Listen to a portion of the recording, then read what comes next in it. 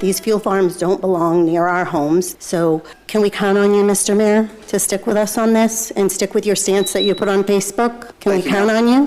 Thank you, ma'am. Can we count on you? You can count on me. Yes, ma'am. Yes. The Palm Coast City Council now unanimously opposes Belvedere Terminal's plan to build massive fuel storage tanks and a rail spur near homes and a city water facility. Mayor Mike Norris, who had previously supported the project as a fuel supply asset, reversed his position after significant public backlash. Vice Mayor Teresa Pontieri praised Norris for changing course, calling it a sign of leadership. She also emphasized that the city is not anti-business. This is not anti-business. We're just not desperate.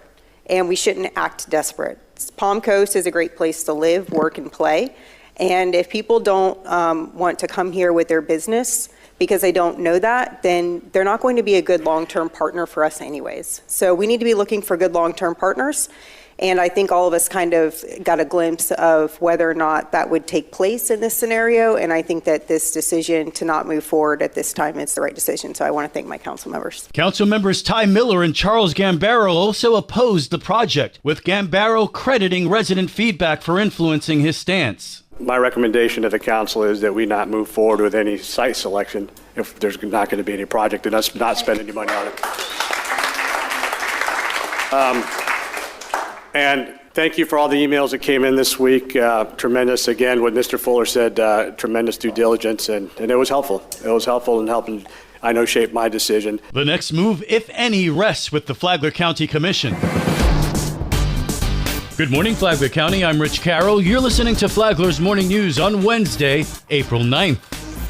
Also, at last night's Palm Coast City Council meeting, officials narrowed the list to fill the vacant District 3 seat, left open by the resignation of Council Member Ray Stevens due to health issues. From an original pool of 10 applicants, 3 finalists remain: Dave Sullivan, Dave Ferguson, and Candace Stevens. A final decision is expected at next Tuesday's council meeting. And in a separate matter, despite 3 of the 5 finalists for Palm Coast City Manager withdrawing from consideration, the council voted to continue the hiring process with the remaining candidates, signaling their intent to keep the search moving forward.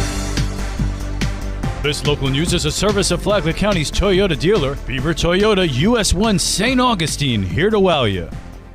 Over the weekend, deputies handled 860 calls for service, conducted 215 traffic stops, and made 19 arrests. 4 of those arrests were for driving under the influence. Flagler County Sheriff Rick Staley. April is Alcohol Awareness Month, and obviously 4 drivers that decided to drive drunk found some new bars when we took them to the Green Roof Inn. This is a reminder that if you drive impaired, you will get arrested. Take an Uber, a taxi, or have a designated driver. These drunk drivers put themselves and other drivers at risk, and I commend our team for getting them off the street before they hurt or killed someone. Remember, if you drive while under the influence, our deputies will catch you and arrest you.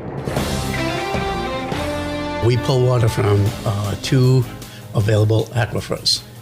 One is called the Official, the other one is the Floridan Aquifer. Last week's Free for All Friday did a deep dive on Palm Coast drinking water. Palm Coast Deputy Director of Utilities Pete Roussel explains the chlorine smell described by some is a result of treating water that comes from the aquifer. Limestone calcium carbonate is a technical term, but that's where a lot of calcium and hardness comes from. So when you're talking about water quality, we do have good quality. We don't have any biological problems, but we do have a bit of a hardness issue.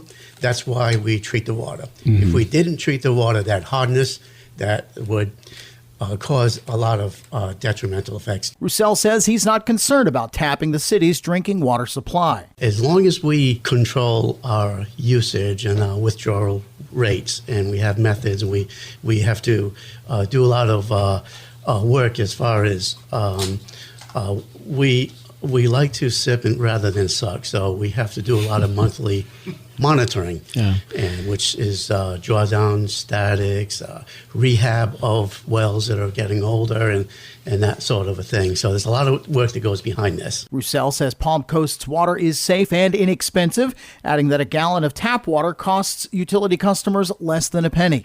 I'm Daryl Moody reporting. And now you're up to date on Flagler's Morning News. I'm Rich Carroll.